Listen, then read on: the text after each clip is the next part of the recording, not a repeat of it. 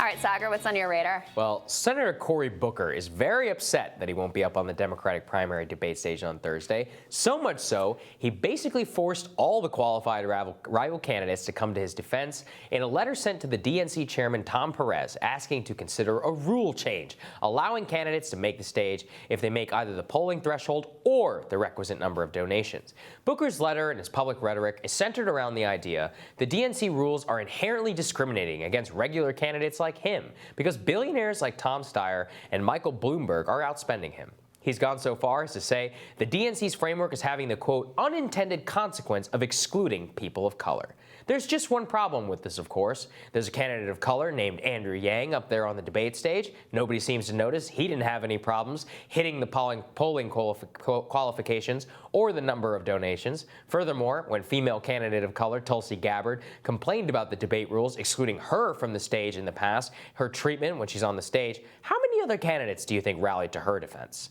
One of the funnier parts about Cory Booker's protests against billionaires being able to buy their way into the race is he's actually the second most number of billionaire donations, totaling 45. The only person that beats him is Kamala Harris, who had 46. She also blamed billionaire spending for her lack of ability to continue her failed campaign and fall from top-tier status. Booker's gaslighting on billionaire spending, coupled with blaming structural racism for failures, is a disgusting and cynical canard meant to exploit real tensions in this country and to extend his obviously failing presidential debate. The American people and the Democratic electorate, they've had their say on Cory Booker, and they don't like what they see. As journalist Jed Jelani and friend of the show pointed out after Booker's protest, he's the only other candidate in the race who has sanctioned super PACs running ads for his campaign. Furthermore, he even has an entire documentary on Netflix called Street Fight, and stats from past debates reveal that he gets way more speaking time than he deserves on the stage relative to his polling position. A guy named Andrew Yang, who nobody knew a year ago, still beat him to the stage. That isn't racism, that's actual democracy. Booker's washed-up message of identity politics, coupled with neoliberal economics, has fallen flat on its face throughout his cycle as voters increasingly divide themselves along class lines and on theories of political change. He has even less to offer to his debate than even Kamala Harris, if that's somehow possible.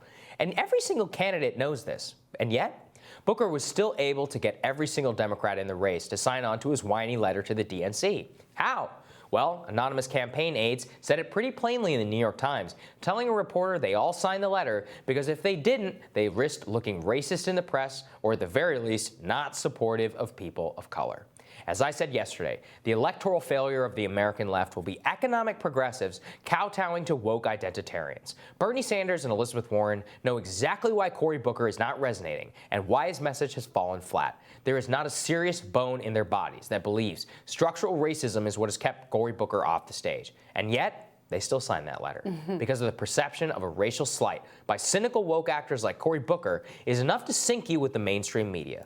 Signing that letter is the grand scheme of things is a pretty minuscule act. People barely noticed it, but it matters. It matters because it demonstrates how much these candidates fear the woke identitarian left, and ultimately why they'll never be able to make the cultural concessions necessary to the right if they ever want to win.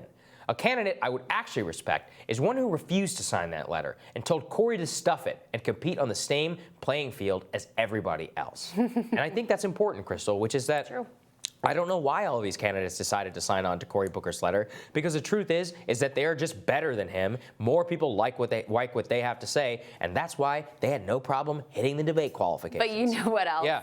If they actually were concerned about Cory Booker as a threat, there's no way they would have signed this letter. Like, right. Sure, yeah, Cory, like, sure, whatever. Yeah. There's another piece of irony here, though, which is that if he actually got his way and they switched to either the polling or the donation threshold, it would have the result of bringing the other billionaire onto the stage. It would have Michael Bloomberg. Michael Bloomberg would be on there, Who's outpolling Cory Booker. Yes, he is. I mean, look, he spent $100 million.